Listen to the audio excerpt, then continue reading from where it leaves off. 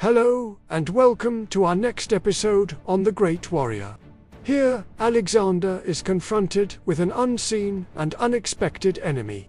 As Alexander the Great pressed deeper into Persian territory in the summer of 333 BCE, an unseen enemy nearly accomplished what the Persian army had failed to do: end his life. A sudden, severe illness struck Alexander down in Tarsus, plunging his army into despair and threatening to unravel his entire ambitious campaign. His recovery would hinge on a dramatic act of trust and courage. After his symbolic triumph at Gordium, Alexander the Great resumed his eastward march, leading his army out of Phrygia, through Cappadocia, and towards the formidable barrier of the Taurus Mountains. His immediate objective was Cilicia, a fertile coastal plain on the northeastern Mediterranean. To reach it, he had to pass through the legendary Cilician Gates, a narrow, rugged gorge that was easily defensible. Arsames, the Persian satrap of Cilicia, had initially planned to hold this vital pass, which could have significantly delayed Alexander or even forced him to seek a different, more arduous route. However, perhaps fearing being outflanked by Alexander's swift movements, or under orders from Darius III to preserve his forces and join the main imperial army assembling in Syria, Arsames abandoned the Cilician Gates without a fight. Alexander's army thus passed through this potential death trap unopposed, emerging onto the plains of Cilicia. They soon reached Tarsus, the prosperous capital city of Cilicia, situated on the banks of the Kidnus River. The weather was hot and humid, and Alexander, dusty and sweating from the march, saw the clear, cool waters of the Kidnus. Impulsively, and perhaps against better judgment, he stripped off his clothes and plunged into the river to refresh himself. The Kidnus, fed by snowmelt from the nearby Taurus Mountains, was notoriously icy cold. The sudden shock to his overheated system was too much. Alexander was seized by a violent chill, followed by a raging fever, convulsions, and excruciating pain. He lost his ability to speak and had difficulty breathing. The seemingly invincible young king collapsed, struck down by a sudden and life-threatening illness. Panic and despair swept through the Macedonian army. Their charismatic leader, the linchpin of the entire expedition, lay on what appeared to be his deathbed. The soldiers, who revered Alexander and depended on his leadership, were plunged into grief and anxiety. If Alexander died, the campaign would undoubtedly collapse. The army, leaderless and deep in enemy territory, would face the prospect of a disastrous retreat, hounded by Persian forces and hostile tribes. The fate of the entire enterprise, and indeed of every man in the army, hung precariously in the balance. Alexander's personal physicians were summoned, but they were terrified.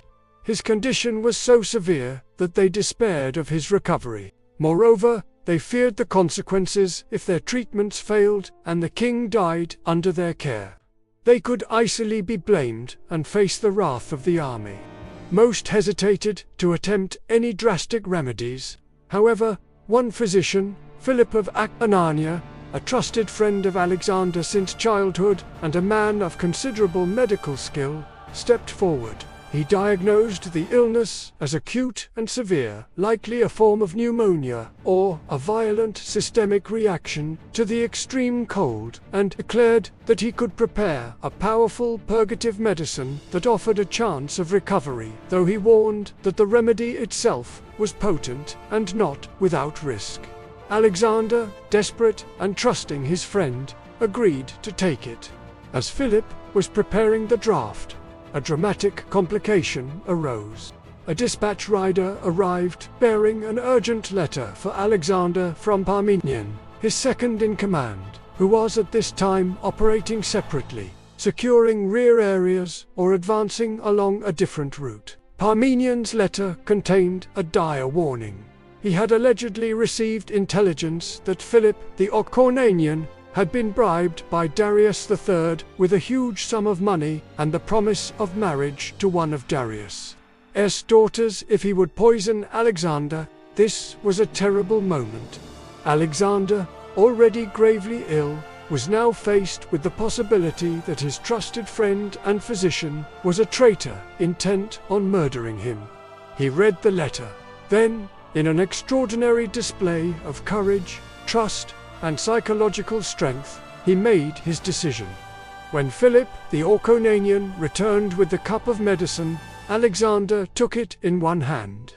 With the other, he handed Parmenian's incriminating letter to Philip, bidding him to read it.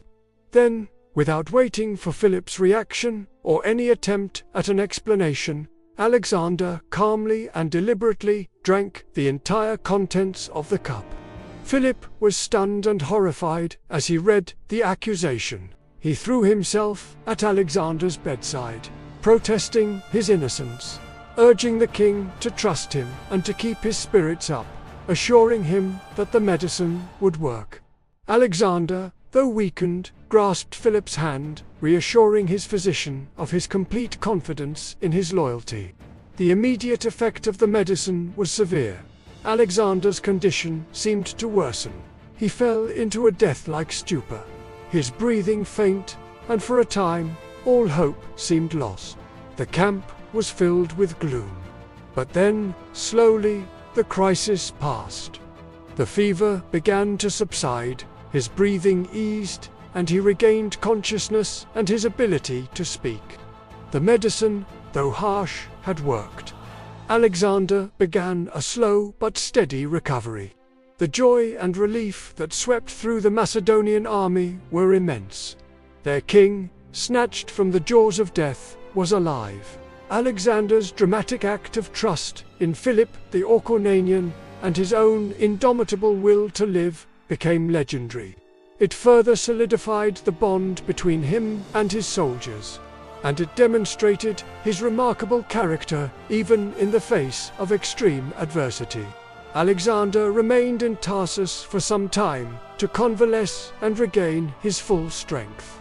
This unavoidable delay, however, gave Darius III more time to advance with his massive army from Syria towards Cilicia. During his recovery, Alexander attended to administrative matters, securing Cilicia, and he reportedly received further reinforcements from Macedon. But the brush with death on the banks of the Cydnus served as a stark reminder of his own mortality and the precariousness of his great enterprise, which depended so heavily on his personal leadership and survival. The crisis had passed, but the confrontation with Darius and the main Persian army now loomed larger than ever.